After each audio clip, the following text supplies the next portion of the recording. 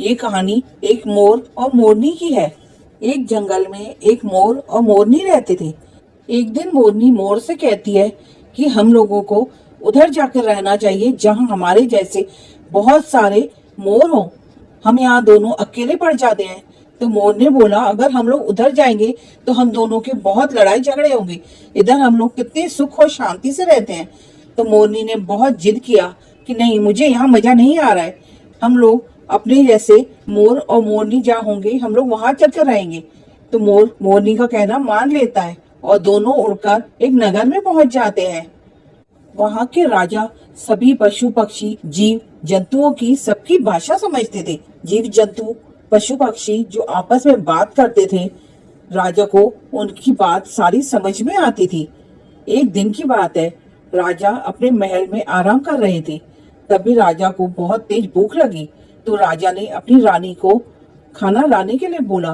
रानी राजा के लिए खाना परोस कर लेके आती है और राजा के सामने रख देती है। राजा जैसे ही खाना शुरू करता है, थाली में से एक चावल का दाना नीचे गिर जाता है।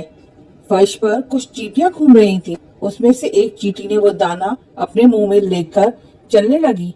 तभी वहाँ एक चींटा आ जाता है। चींटा उस चींटी को बोलता है, ये दाना मुझे दे दो और तुम राजा की थाली में से दूसरा चावल का दाना ले आओ। राजा ये सब देख रहा था और उनकी बातें सुन रहा था और समझ भी रहा था कि वो आपस में क्या बात कर रहे हैं। चींटी चावल का दाना लेने के लिए राजा की प्लेट की तरफ बढ़ती है, पर डर के मारे वो आधे रास्ते से ही वापस लौट जाती है और चींटे के पास जाकर बोलती है कि मुझे बहुत डर लग रहा है, मैं चावल का दाना नहीं ला सकती हूँ। तो चींटा बोला, कुछ नहीं होता, तू हिम्मत करके जा और चावल का दाना लेके आ। चींटी बोली, अगर राजा को पता चल गया तो वो मुझे मार देंगे। चींटा बोला कि वो नहीं समझेंगे, वो हमारी भाषा नहीं समझते, उन्हें कैसे पता लगेगा। तभी चींटे ने देखा कि राजा उनकी तरफ ध्यान से देख रहा है।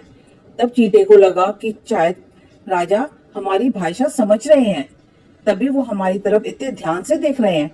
चींटे ने चींटी को बोला कि शायद ये राजा हमारी भाषा समझते हैं, तभी वो हमारी तरफ इतनी ध्यान से देख रहे हैं। तब चींटी ने बोला कि अगर राजा ये बात समझ रहा है और सुन रहा है तो मैं राजा को बता देती हूँ कि अगर ये बात राजा किसी को भी बताएगा तो राजा खुद पत्थर का बन जाएगा। ये बात सुनकर राजा को हंसी आ जाती है और वो जोर जोर से हंसने लगता है। रानी ने जब राजा को हंसते हुए देखा तो वो राजा की तरफ हैरानी से देखने लगी और उसने राजा से पूछा कि क्या हुआ, खाने में कुछ मेरे से भूल हो गई है। तो राजा हंसने लगा और बोला, नहीं नहीं, ऐसी कोई बात नहीं है। नहीं, आपको बताना पड़ेगा कि मेरे से क्या गलती हुई है जिसकी वजह से आप इतना हंस रहे हैं। राजा ने बोला कि नहीं, ये तुम्हारी कोई बात नहीं है, मैं किसी और वजह से हंस रहा हूँ। तो रानी ने जिद की कि ऐसी कौन सी बात है जिसकी वजह से आप अचानक इतनी जोर जोर से हंसने लगे। राजा ने समझाने की कोशिश की कि नहीं, ये बात मैं तुम्हें अभी नहीं बता सकता। अगर मैं तुम्हें ये बात बताऊंगा तो मेरे साथ कुछ बुरा हो सकता है, फिर तुम्हें पछताना पड़ेगा। रानी ने बोला, नहीं, मुझे कुछ नहीं पछताना पड़ेगा, पर आपको ये बात बतानी ही पड़ेगी। रानी के बहुत जिद करने पर राजा ने कहा, अच्छा ठीक है, चलो मैं तुम्हें कहीं और जाकर ये बात बताता हूँ। महल से कुछ दूर आने के बाद राजा ने रानी को चींटी और चींटे की पूरी बात बता दी। राजा जैसे जैसे चींटी की बात बताता गया, राजा धीरे धीरे पैरों से पत्थर का होता गया। राजा ने चींटी की जब पूरी बात रानी को बता दी तो राजा पूरा पत्थर का बन गया। रानी ये सब देखकर बहुत हैरान हो गई और जोर जोर से रोने लगी। राजा को हिलाने की कोशिश करने लगी, पर राजा तो पत्थर का बन चुका था, बहुत भारी हो चुका था। रानी कुछ नहीं कर सकी और जोर जोर से रोने लगी। वहां से ही कुछ दूरी पर वही मोर और मोरनी आपस में नाच रहे थे, पर रानी की आवाज सुनकर वो दोनों रुक जाते हैं और रानी की तरफ धीरे धीरे चलने लगते हैं। उन्होंने जब रानी की रोने की आवाज सुनी तो उन्होंने रानी के पास आकर पूछा कि क्या हुआ, आप इतनी जोर जोर से क्यों रो रही हैं। तो रानी ने बोला कि मेरी गलती की वजह से राजा पत्थर का बन गया है, अब मैं क्या करूं, अब इन्हें वापस ठीक कैसे करूं। तो मोरनी ने पूछा कि राजा तो बिल्कुल ठीक थे, ये अचानक पत्थर के कैसे बन गए। रानी ने राजा की बताई हुई चींटी की बात मोरनी को बताई। मोरनी को जैसे ही रानी ने चींटी की बात बताई तो रानी खुद पत्थर की बन गई। ये देखकर मोर मोरनी बहुत डर गए। मोर मोरनी रानी को पत्थर का बना देखकर डर जाते हैं और सोचने लगते हैं, अगर ये बात गलती से भी हमारे मुंह से निकल गई और हमने ये बात किसी और को बता दी तो हम भी पत्थर के बन जाएंगे। ये सोचकर मोर और मोरनी परेशान हो जाते हैं। अब उनको न खाना अच्छा लग रहा था, न सोना अच्छा लग रहा था। वो बहुत परेशान हो चुके थे। आखिर मोर मोरनी ने सोचा कि हम लोग चींटियों को मार के खा लेंगे।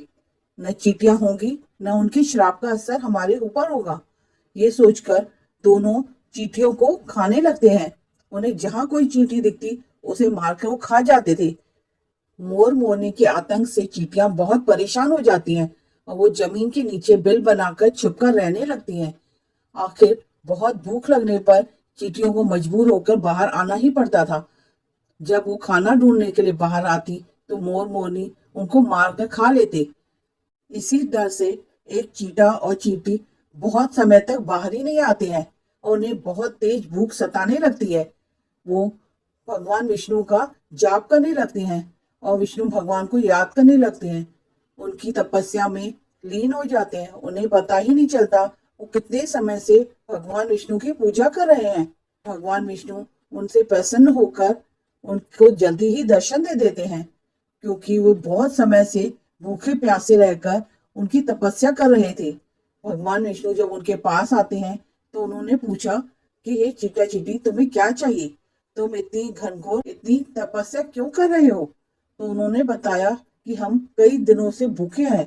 मोर और मोरनी के आतंक से सारी चींटियां मरती जा रही हैं, इसीलिए हम बिल के बाहर नहीं जा रहे हैं। भगवान विष्णु ने बोला कि तुम्हें क्या चाहिए, तुम कोई वर मांगो। तो चींटे और चींटी ने बोला कि हे भगवान, हे प्रभु, हमारे पेट में गांठ लगा दीजिए जिससे हमें कभी भूख ही न लगे। तो भगवान ने बोला तथास्तु। ये सुनकर चींटी और चींटे के पेट में गांठ लग जाती है, जो गांठ आज भी चींटी और चींटे के पेट में रहती है। चींटे और चींटी ने फिर भगवान से बोला कि हे प्रभु, हमें मोर और मोरनी के आतंक से बचाइए, क्योंकि हम जब भी इस बिल से बाहर निकलेंगे मोर और मोरनी हमें खा लेंगे। ये सुनकर भगवान विष्णु मोर मोरनी के सामने आते हैं और बोलते हैं, तुम किस वजह से इन चींटे और चींटी को खा रहे हो? सारी चींटियों को मारते जा रहे हो। तो मोर और मोरनी ने राजा की पूरी बात भगवान को बताई, जिसे सुनकर भगवान ने बोला कि तुम्हें इस श्राप का कोई असर नहीं होगा। ये श्राप सिर्फ राजा और रानी के लिए था।